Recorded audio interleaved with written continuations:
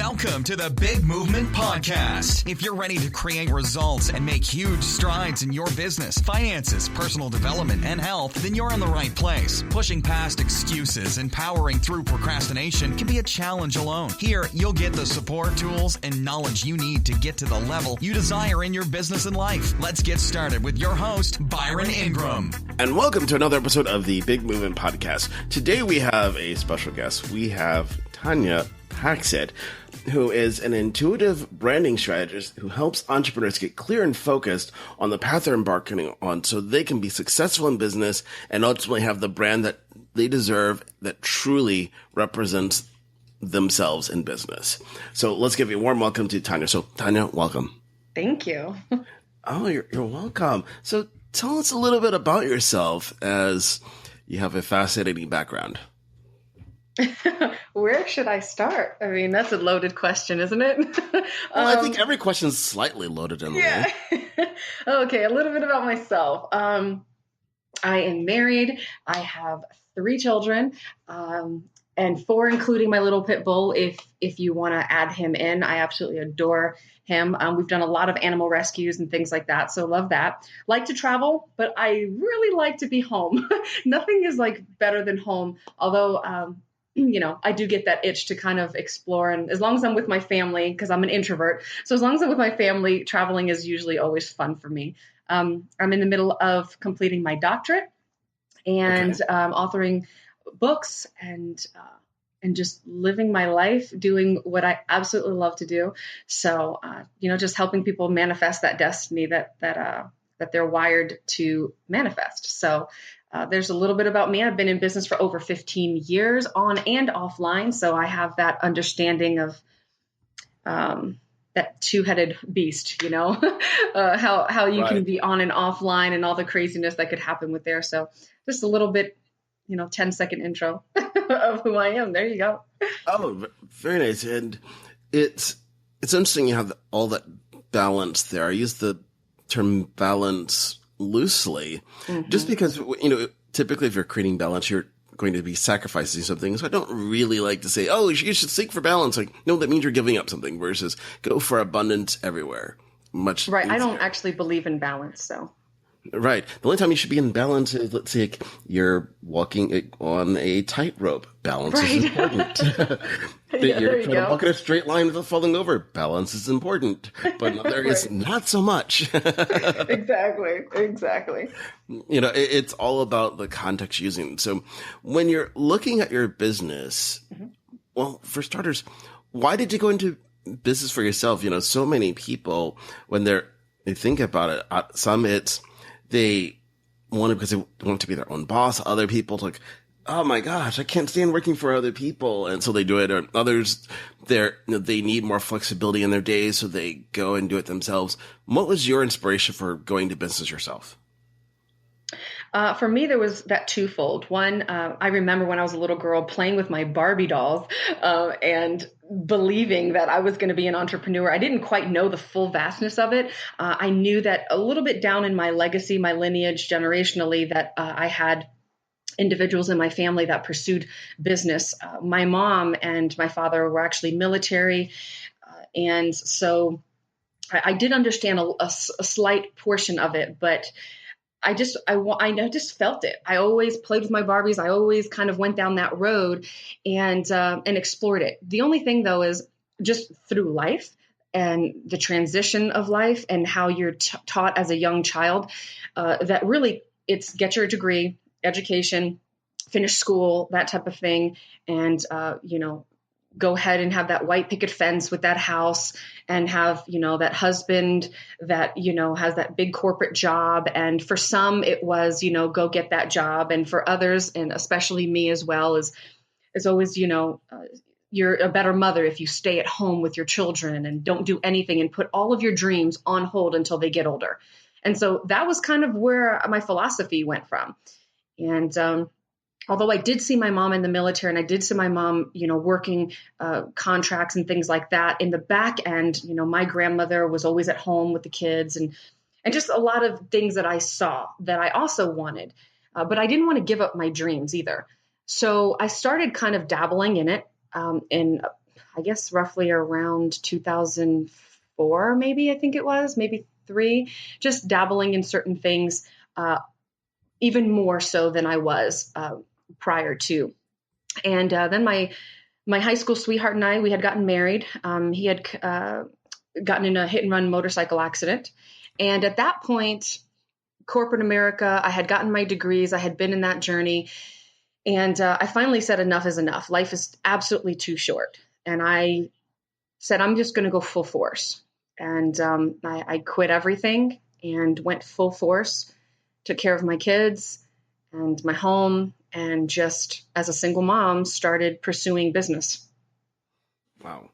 So now to touch on that a little bit, because people sometimes, when things happen in their lives, they use it as an excuse why they can't succeed, or they come up with one reason after another and another why they can't do it. What was it that motivated you in that time where things obviously did not go the way that you ever would have planned, right, to create success? I'd like to say that natural born drive in one perspective. The truth of the matter is I've always had an insatiable hunger for growth and learning and development. And I believe naturally, because I was just wired that way, that when I saw that avenue that didn't limit me, I went full force, because of the fact that when, like I said, when I was younger, I went through corporate America. I did all those things, and I always capped out, right? You get into that mundane day-to-day kind of thing, and it's like, oh my gosh, this is just overwhelming. And I knew I didn't want that anymore. So when that tragic accident happened in my life, that catapulted me forward and said, that showed me the proof of my legacy that I was leaving behind. And I had to really look in the mirror and say, who am I becoming? And that's always a question I ask myself on a regular basis. Tanya, who are you becoming? Or is who you're becoming who you want to leave behind as the legacy for your children and children's children? Is that the impact that you want to make? And that alone, honestly, pushes me. That God-given destiny that's just deep within me. The curiosity of that and that insatiable hunger to reach that really pushes me past all those things, and really excuses. Enough is enough, right? I became psychologically unemployable. When I went through that tragic accident, I saw what they did to me. They literally, I needed more time to spend with my son and my newborn baby. And I was supposed to go back to work on Monday, and they fired me through a letter. Wow.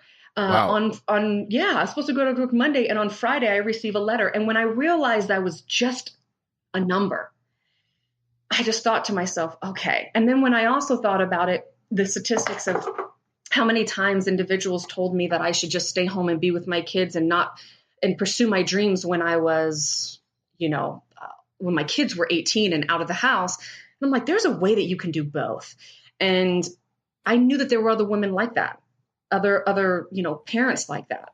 And, I wasn't going to give up. And so honestly, it's just kind of been a flow for me naturally.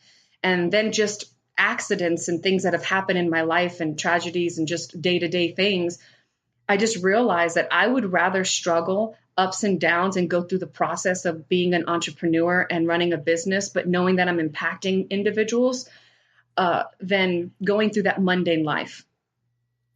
Wow. And it's interesting you say that mundane life, because that's a pattern that takes place with so many people in the entrepreneurial world, where they can't see themselves just doing that daily task that's repetitive each and every day, to know that when they get to the office, they're going to do these 10 things throughout the day, and then they're going to go home knowing full well the next day they're repeating the exact same process. Yes.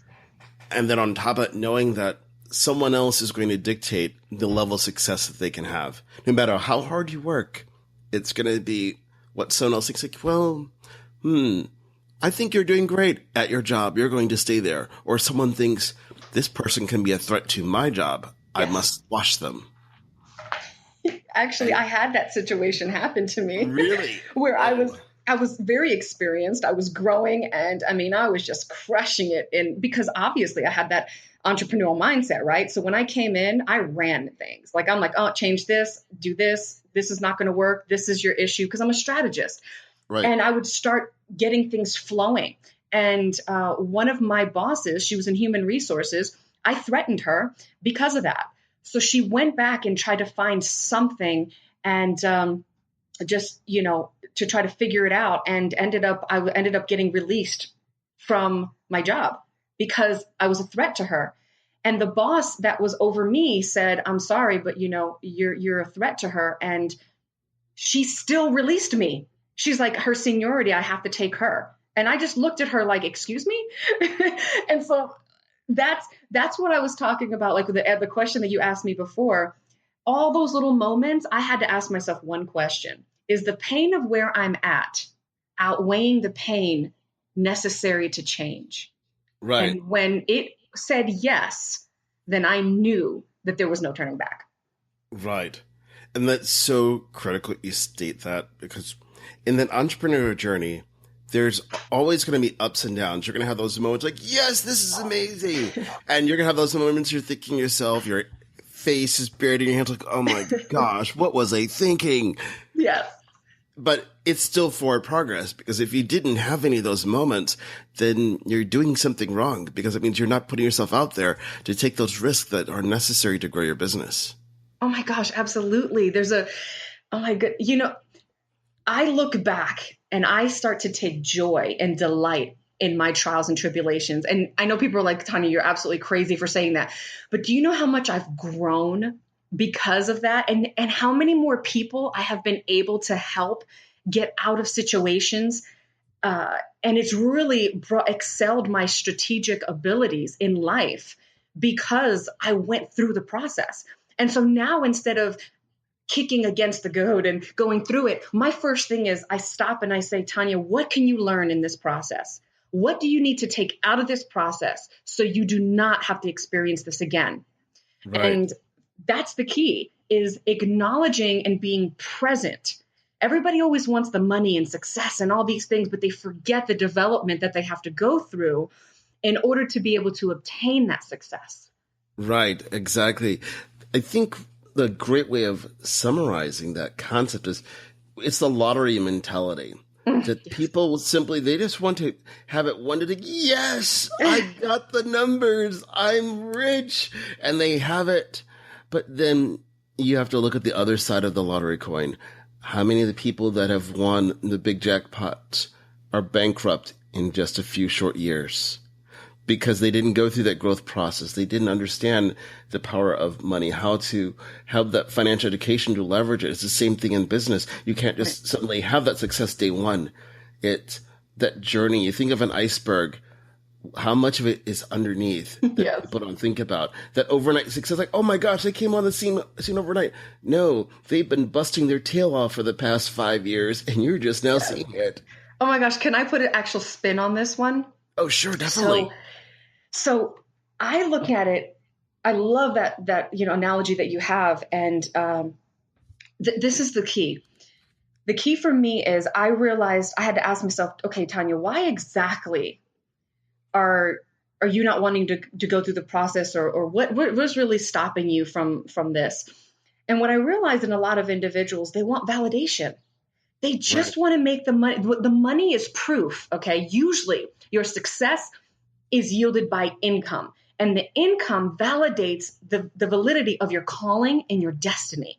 And so people, instead of just saying, I'm happy where I'm at in the process of growing, and I validate myself, God validates me, I go through that process, what ends up happening is they're looking for financials to validate. So if somebody doesn't jump on their webinar, if they don't get enough people purchasing their products, if they can't build a big enough audience on social media, or Facebook, Twitter, they're using that as a validation that their calling or their destiny is not big enough. Their message to the world is not valid. And it is so not true, because when you're looking at branding and all these other aspects, when you go to most strategists or coaches or tutorials programs, what do they teach you? They teach you, go to checkout to see if people actually want to hear your message. Go validate your theory. But how do you validate your destiny?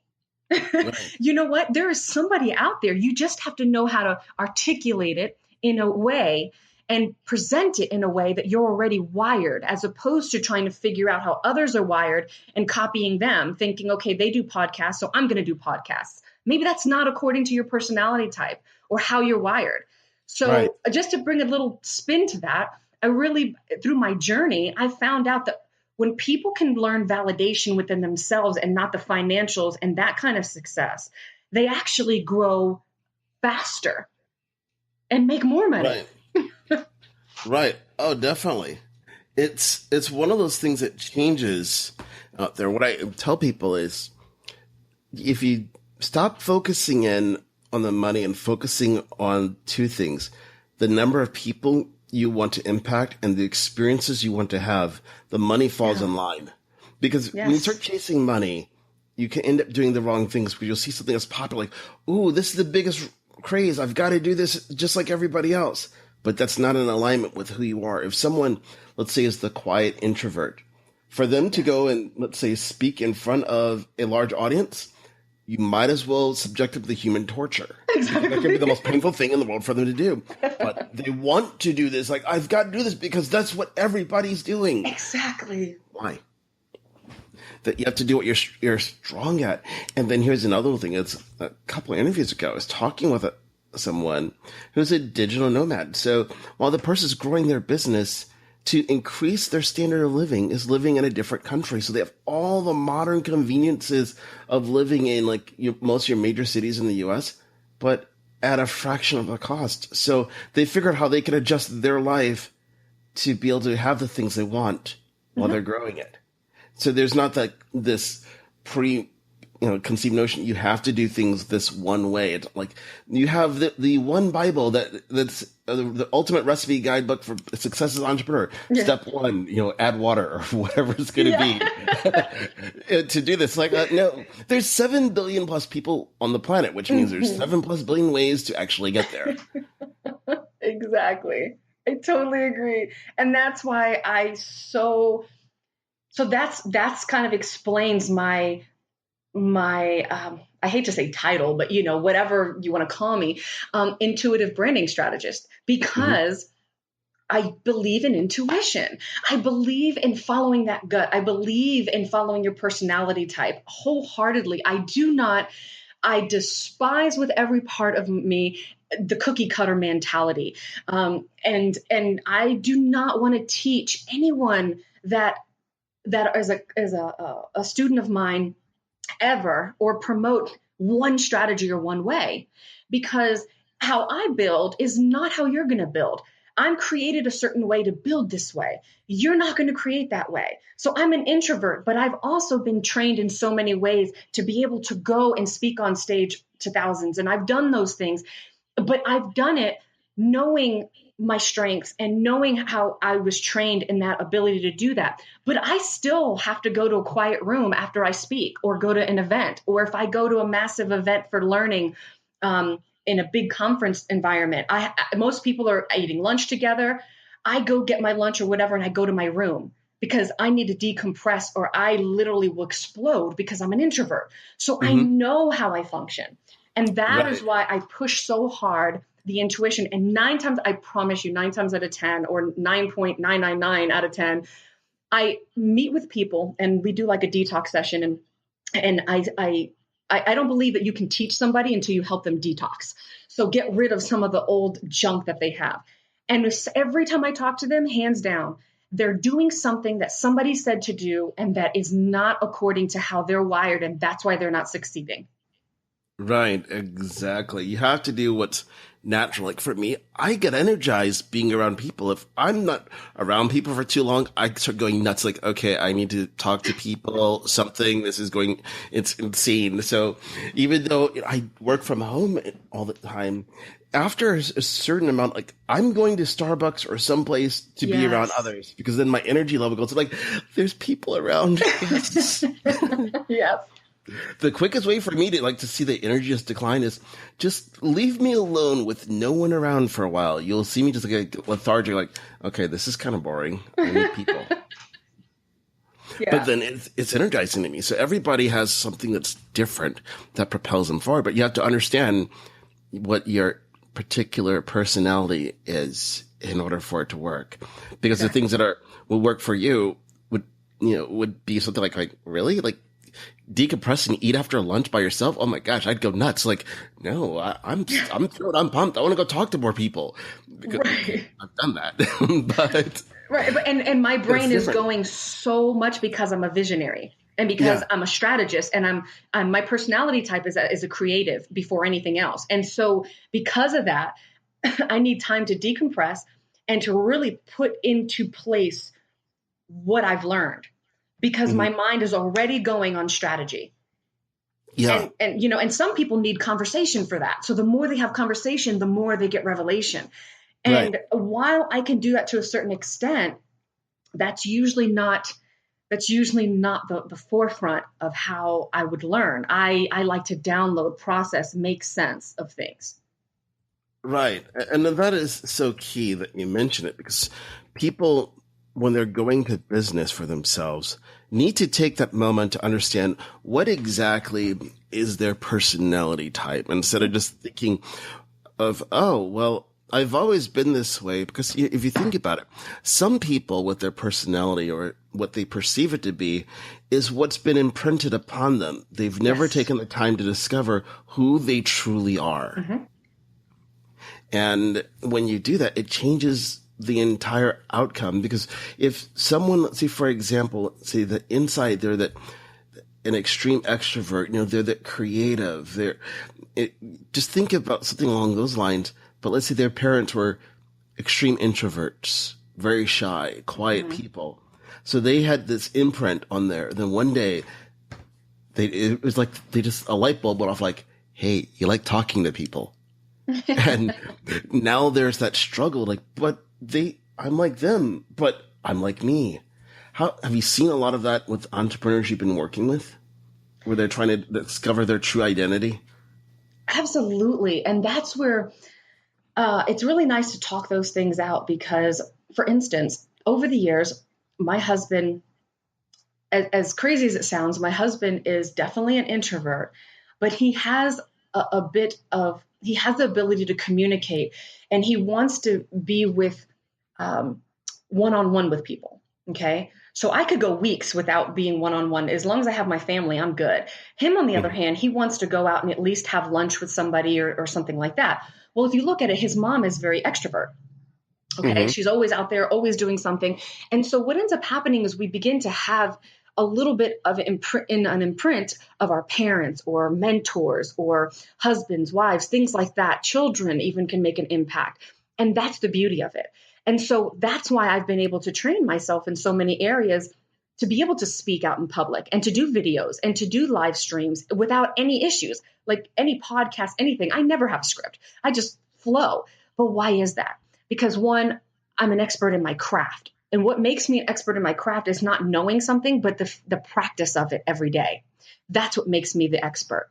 And so I practice my craft every day. I practice and I research and I learn, and I'm always fluent in that. And so, but I see bits and pieces of my husband in myself. And so it's really cool to see that. That's why when you look at a personality type, don't be so stuck on that. What I do is I take a personality type of my own, and then I look at the most 5 influential people in my life. I look at their personality types. And as I start to read it, I start to identify where my personality has changed for the better. And what I've naturally done that might not feel so good, but I felt like I had to. And so I start to study myself as well. And I identify those things in my environment around me, and you, like they say, you're a product of your environment.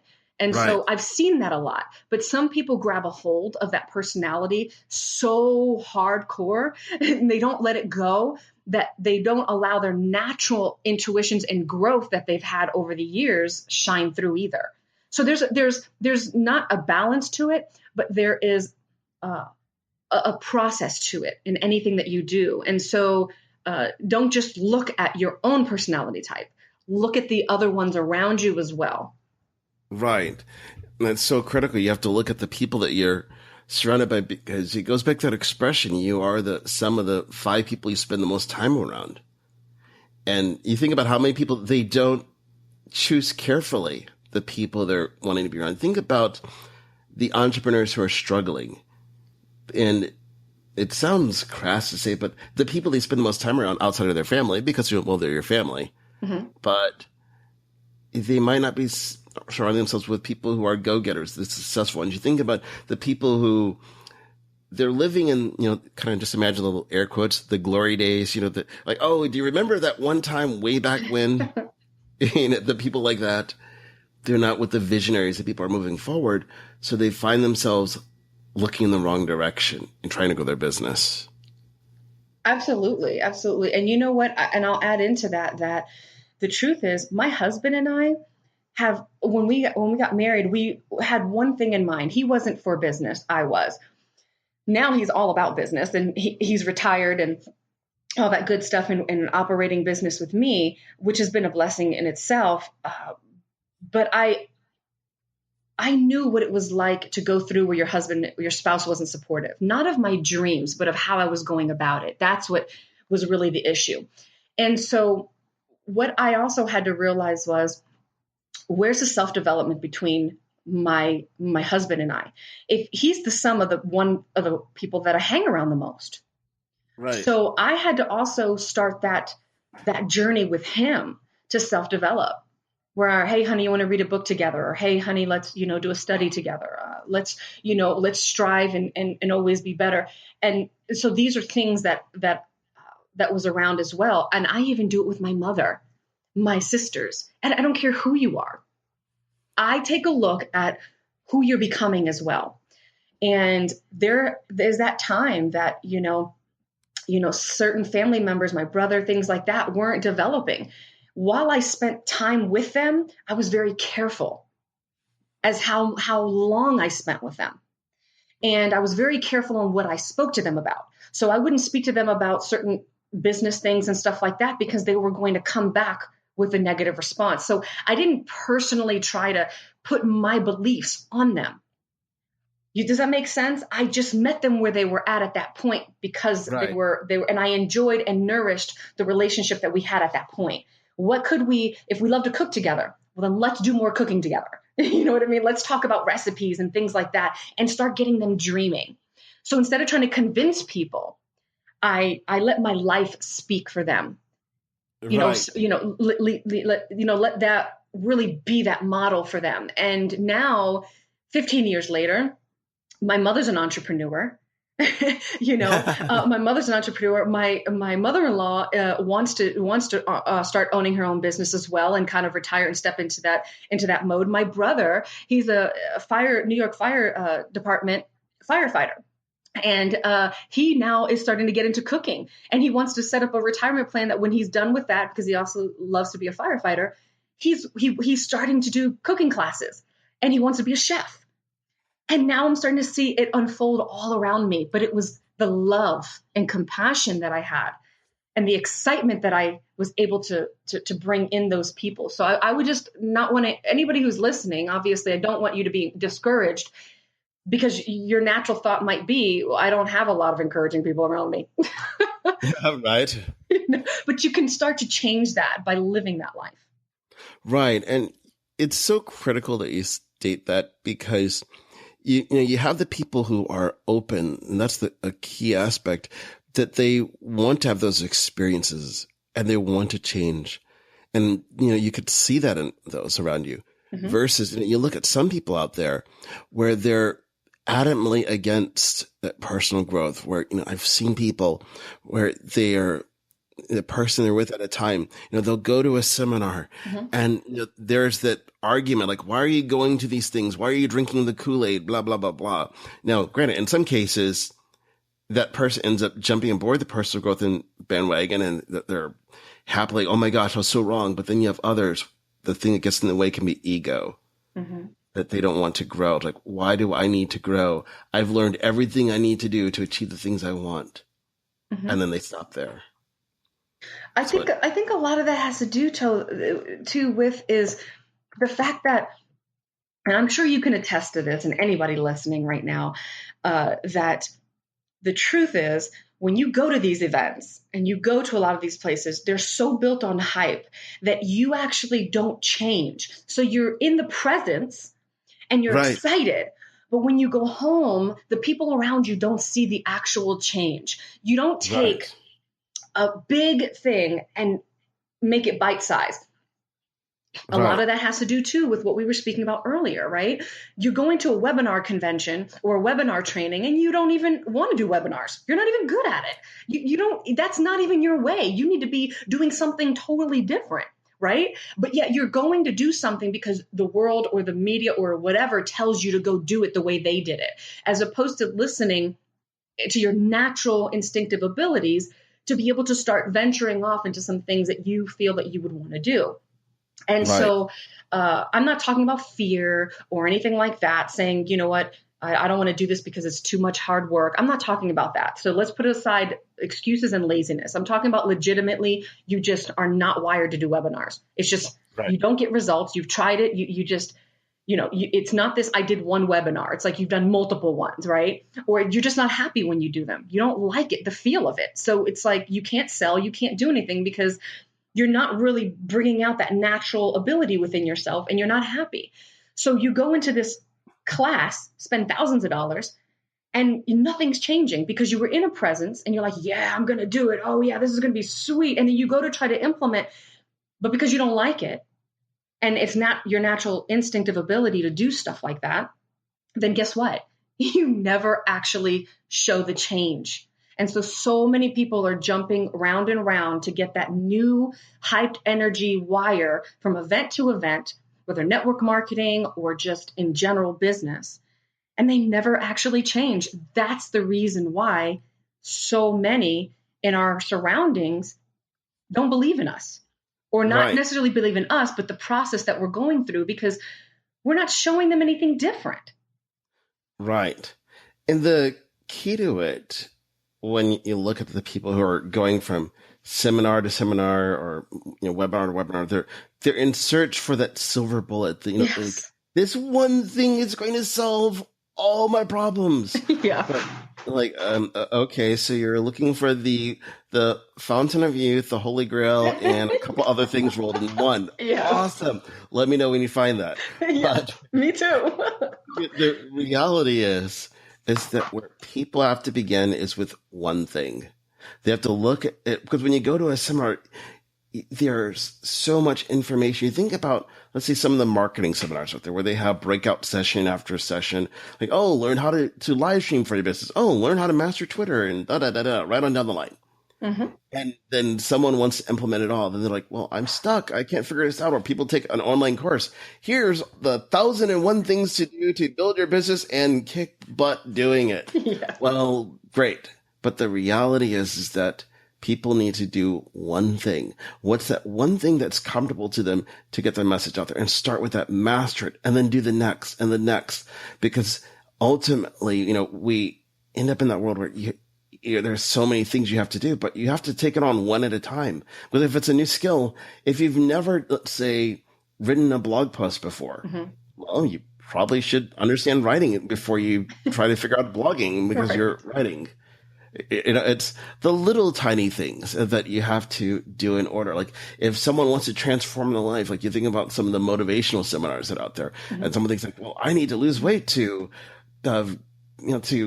achieve all these big goals and things. Well, the first thing might be, instead of like, okay, I'm just going to drop it all tomorrow. Like where you see people feeling, they're suddenly going to the gym, they're changing their diet, and the list goes on all at once. Sometimes for some people, because they've been doing one thing for one way for so long, it's making one change. It might be, for the first 3 weeks, I'm simply going to drink more water every single day. Mm-hmm. And then make that a habit. And then do the next one and the next one. It's the same principles in business. It's funny that, yeah, there's a couple things to that, that everybody subconsciously wants to do things the easiest, fastest way. Right. And it's just your natural wired ability. It's just how we're wired. We always want to take that easy access. That's why only 3% statistically have been shown out of all the world.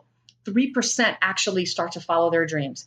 And the sad part is that, it was also statistically proven that over 85% of the population want to write a book or want to do something really great, and they never actually do it. And so the thing is, I think that there's two things. One, understanding that easy doesn't or simple doesn't mean easy. And a lot of people interchange that. Okay. So if you look at the definition of simple, it actually doesn't mean easy. It just means that steps are laid out for you to be able to get a certain result. Just because the steps are laid out doesn't mean that it's going to be easy, okay, to walk out those steps. So it's like, okay, build a social media following, then promote a product, and then boom. Okay, so now we're going through all this stuff. But to get a social media following, very different. So let's start realizing I love the first mention of words, the first context of words. I love to look at the meaning of words because we use things so loosely. And so if we realize that things are not, they're simple, okay, the strategies, the steps, they're out there. I can tell you what to do. It's not a promise that it's going to be easy to walk it out. The other half of it all is it's actually scientifically proven. I was watching this training this doctor was giving, and it was absolutely fascinating. And he was saying that it's very difficult to create a habit. It's nearly almost impossible unless you have a great feeling that goes with it. So the only way to actually produce a habit is, for instance, if you go to an event and you had this euphoric feeling that it was like, oh my gosh, this is the best feeling ever. You are 10 times out of 10 going to go to another event, because that becomes now a habit that you're going to go to events and events and events. So now you start to go for the juice, I call it, right? You're always going to go for that juice. It's just like working out. Most people can't sustain, but why? It's because the natural ability of your first workout, while it might feel good, it doesn't give you that result, that instant result. And so because of that, subconsciously, it's hard to develop the habit. And so that's really difficult when people are trying to say, okay, go develop this habit or go do this or go do that. The reality of it is you can get a consistent habitual action that you do, but it's very difficult for you to actually produce it as a habit. So you have to realize that a lot of things that you're going to do are not habit. They are an intentional, conscious action that you have to take day to day. And that is why it's very difficult for individuals to succeed in certain areas, especially self-development and those things, because they don't set an intention to do what needs to be done. They automatically assume that if they do something for 21 days, it becomes a habit. That's not true. Right. There's that misconception out there that people just don't understand. And it comes up when you're thinking about learning in general, how emotions are tied to it. That the stronger the emotional attachment is to a thought, an idea, a process, the more imprinted it becomes. So when you're looking at the things you have to do, say you're growing your following on social media, if you have a negative sentiment towards like, oh my gosh, I cannot stand shooting videos. Well, that's a negative thing. So no matter what, how many times someone says you need to use video to grow your business, you're going to drag your feet and avoid it at all costs. And you're going to show that in everything that you do, because like what you said, you put an emotional, your brain, your neurons, you just put a new understanding in your brain, subconsciously trained your mind that you hate video. And 9 times out of 10, it's because you're insecure and you're not getting validated because not everybody watched your video or they didn't comment or like or share. But it's a process. It's a process for people to get to know you, and people can feel that through. And so it's absolutely right. That's why I so believe that if you step into that intuitive ability for yourself and really where you're called and destined to, I could do 20 videos and not one person watch it. But because I'm getting so much revelation, I have to get it out. I really don't care if you watch it or not. What I care about is getting it out because my brain's going to explode. And so you start to really study your audience and the psychographics and all those wonderful things. And you begin to realize that it's not really my idea that's not great or my line of business. It's the way I'm communicating my brand. And most brands are very confused. I mean, I see people that absolutely love marketing and they're doing something totally different. And I'm like, why aren't you over here? And they're thinking, well, they said this is where the money was at. And I'm like, oh dear, here we go. Now we got to unmap all this stuff. Right. And it's interesting that you say that because, as we're talking about the whole branding concept, people, they need to stop chasing the money. I think that the best example was several years ago, I met a person who they were making well into the 7 figures, and they owned a large cleaning company where they had people going in and cleaning people's homes. Mm-hmm. And people would think, oh, you can't make that type of money in the cleaning industry. Like, yeah, you can. You can make money in any industry, but this is what someone had a passion for. Mm-hmm. They followed it and they built a business around what they loved because it solved a problem. And they weren't chasing money, because chasing money would be like, oh, well, we've got to do this one thing because someone on whatever financial news show said, this is the latest craze in the world. You've got to do it. Yeah. No, it doesn't work that way. So now with the clients that you're helping, what is it that you see to being the most effective based on everything we discussed and them getting their message out there? The most effective essentially is, I call it, like I said, the detox session. And that's really just unwinding and unraveling why they're doing what they're doing. And I just ask those significant questions. What do people thank you for? Seriously, in the grand scheme of things, whenever you talk to people on a regular basis, what are they really thanking you for? And when I thought about it for myself, I said, oh, well, I always give people strategy and clarity. Well, where do people need clarity the most? When they're branding. And I'm like, oh, well, then I'm a brand strategist. I didn't just come up with my name. I didn't just, okay, I'm going to call myself a coach. You mean you didn't pick it out of a hat? Exactly. And that's the thing. I'm degreed. I got education, legit education. I didn't just call myself a coach or a strategist or whatever. I went through a process. And so the first thing that I do with individuals, it goes through that detox session. I ask them, why are you doing what you're doing? Then I ask you, what are people thanking you for? And then I ask you, I start to identify what exactly they love to do. How do they like to communicate? What is that subject that really gets them fired up? I'm talking like you could talk about it all day, all night. You would get even angry almost. Okay. Whether adoption or it doesn't matter what it is. Right. And it's like, oh my gosh, like you could talk about it all day long in your sleep. Like if you think that you can do this every day for the rest of your life, it would be super awesome. Right. And I start helping them break those limiting beliefs of what they're doing. And really just by helping them answer their own questions. So I ask them the questions when they hear themselves. I'm like, do you hear yourself? And they're like, oh my gosh. And so when you ask them really why they're doing what they're doing, it's really simple, basic stuff. But then the key from that is I start to identify their personality type, understand how they really do function. And then that's where we can put together that strategy according to that. And, it is a process, but essentially it's a conscious intention to say, hey, am I really communicating what I want to communicate?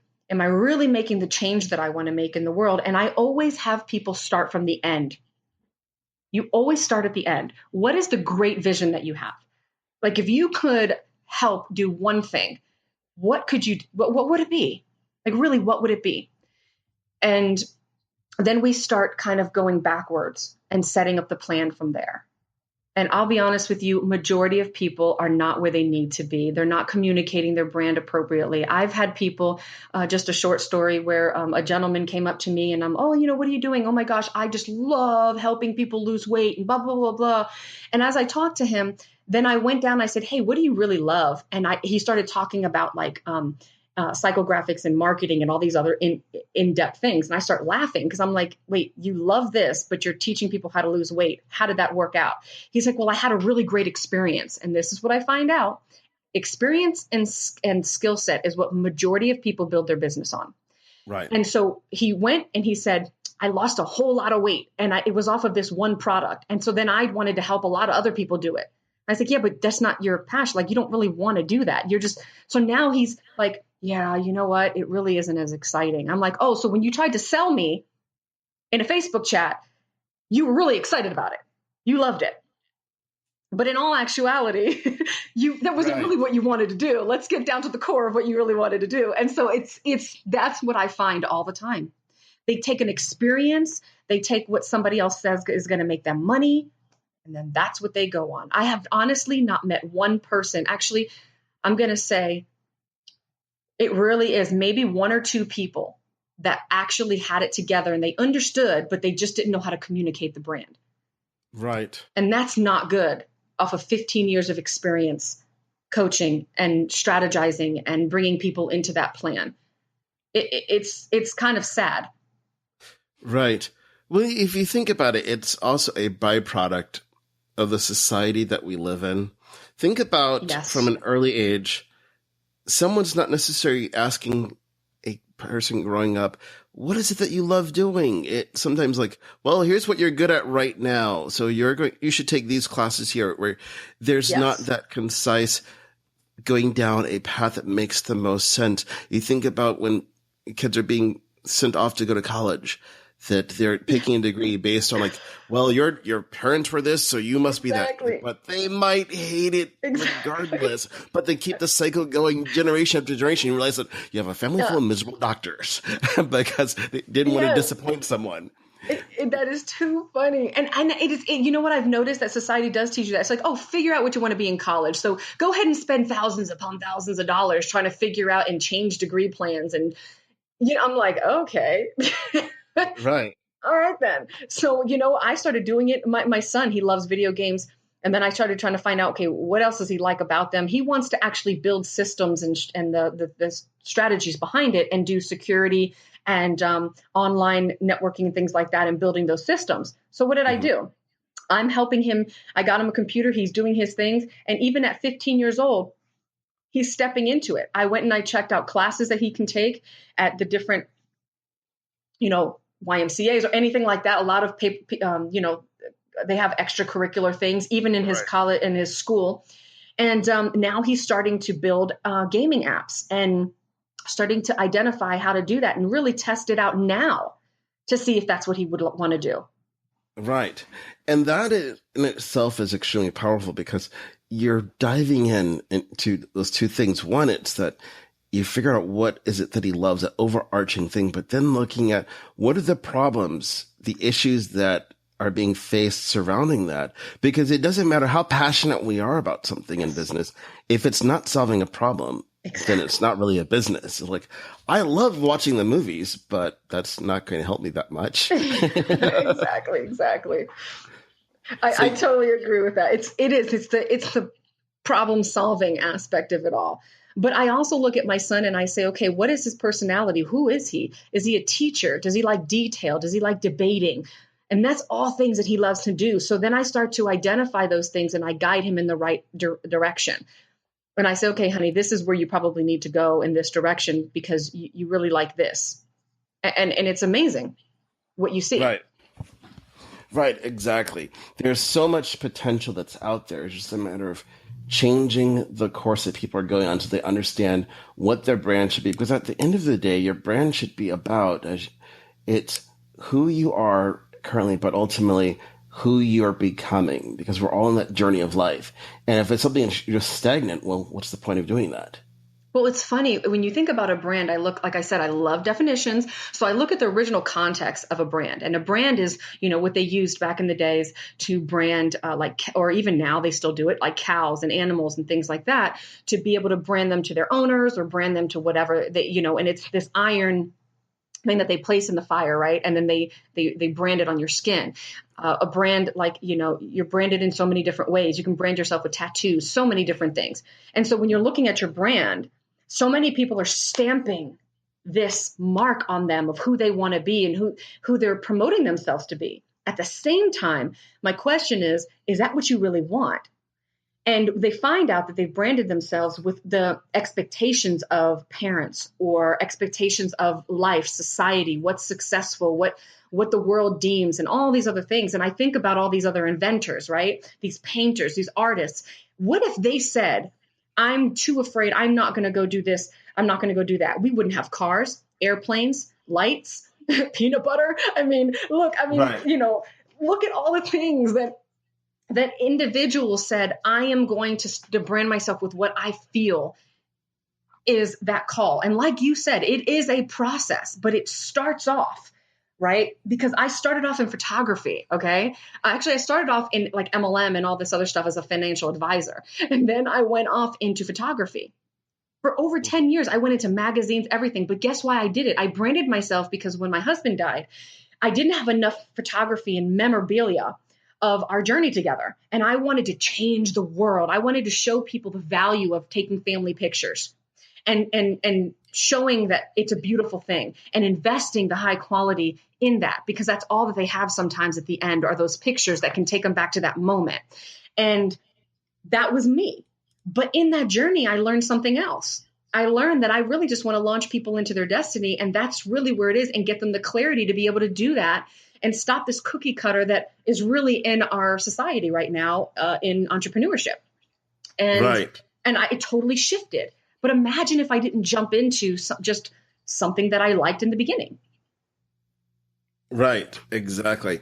The way I like to really create that analogy is everybody is a glass. Kind of think of, a glass of water. Like some people have the fancy glasses, some people have a carafe, some people have, a red Solo cup that represents their life. But the reality is when it comes to the brand and what you want to build in business, you're filling it up with water every single day. So you're defining to what level. Is it going to be overflowing with abundance? Or are you going to have scarcity? You're trying to hold on to what you have. So you just keep the same water in there every single day and it starts getting stagnant. So that's ultimately when it comes to your business, you have to look at how can you take that cup and keep it overflowing. So you're always, just as you have the water coming in, you're also putting it out back there into the world. Because you think about it, if you had a bunch of seeds in front of you and you had water in that cup and you never took the time to water those seeds, there's never going to be any growth around you. But you still have your water versus you put that out there. Well, now, let's see, those seeds were fruit trees. Well, now you have fruit where you can be able to create an abundance for more people around you. You know what? I love that analogy. I'm going to have to take that one from you. Oh my gosh, this is so awesome. You know why? Because I think of it even further. I'm like, wait a minute. I always teach this. Everybody can decorate on your cup, right? You're going to have mentors and leaders that can put an imprint on your cup, or even maybe actually pour you into another cup, right? Because you're overflowing. And so you need a bigger cup, like a plant. They get bigger pots and bigger pots, or hermit crab, bigger shells, bigger shells. But this is the thing. You fill that water still. That water is still yours. That external still doesn't go into the internal. So you don't become those things. You just start to let in what's going to help you form, so that way you can, nurture it. And then when you pour out, you have a little taste of, like, you can see a little bit of each mentor in my life, a little taste, but I never lose my identity. I am always Tanya. I am always me. I always look in myself in the mirror and say, Tanya, who are you becoming? Who are you becoming? And that is, I love that analogy. It's such a beautiful way of looking at that. And the seeds aspect, absolutely right. You are seeds, and somebody's going to come, you're going to, water it. Somebody's going to plant that seed. Right. And then there's that increase. Right. So, I love that analogy. That's really awesome. Right. Exactly. It's what you have to do. So now as we wrap everything up here, what is one thing that you would recommend any person who's an entrepreneur, they're looking at building their brand, that they must do to be successful at it? Oh, man. To be successful at it, or to start being successful? To start. Okay, to start. So from that perspective, to start, I want you to do a detox. I'm going to challenge anybody listening, go on a sabbatical. Start, literally that sabbatical could be as long as you need it to be, a weekend, 2-3 days, whatever. Shut off all your Facebook, social media, everything. I want you to take a look at your website. Take a look at who you are, what your content is, how you're perceiving yourself to be. I want you to really take a look at that without any other outside influences and and really ask yourself, am I happy with that? I want you to then take your name, put it in the middle, draw a circle. And I want you to, almost like a web diagram, I want you to draw lines of everything that you dream of: authoring a book, running a daycare, whatever it might be, helping parents. I want you to just line that up. And then I want you to go back to your brand. And I want you to say, is this exactly what I'm portraying? And if it's not, I'm going to challenge you to start changing it. And this is where you do that detox. You go through that time. When you're done with that sabbatical, 2 days, 3 days a week, whatever it might be, however long that transition takes, I want you to then go onto your social media and see what am I writing about? How am I communicating that? What exactly am I doing? And start cleaning house.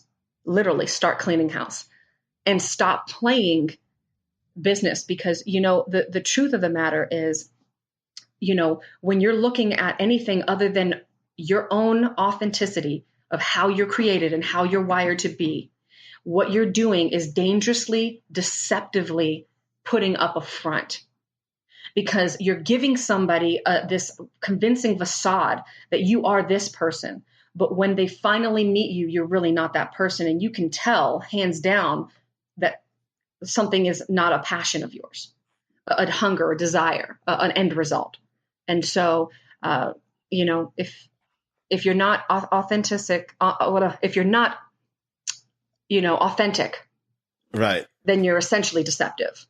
And so I'm going to, the first thing, I don't care if you've been in business for 20, 30 years. I want you to stop and give yourself a sabbatical. I love to give myself a sabbatical. Usually every 30 days, I'll take a couple days off, or sometimes, a week off in a 3-month period, where I literally take a look at my brand and say, okay, am I still on the right track? Because we can start going and going and going and then realize we're kind of veering off track and never realize we went off track. Right. That is so true. It's something you have to do. So you've shared so much valuable content today and information for people to truly understand who they are, to grow their brand. How can people reach out to you to learn more? Sure. You can definitely find me at TanyaPatxot.com or thetruthpreneur.com. But it's TanyaPatxot.com. And on there, it has all of my social media, all of that good stuff on there. So I like to just get somebody to one direction here. So go on there. You can learn whatever you need to, connect with me there. And we'll, love to hear from everybody. Awesome. Well, Tanya, I want to thank you for coming onto the Big Movement podcast today and sharing your wealth of wisdom. Absolutely. My pleasure. Thanks for listening to the Big Movement Podcast today. And be sure to subscribe so you don't miss an episode. Now that you've surely been inspired to take your entrepreneurial career and business to the next level, you can stop by the website and get more. And if you're ready to boost your business brand, be sure to grab your free report, 7 Easy Steps to Build Your Brand Today.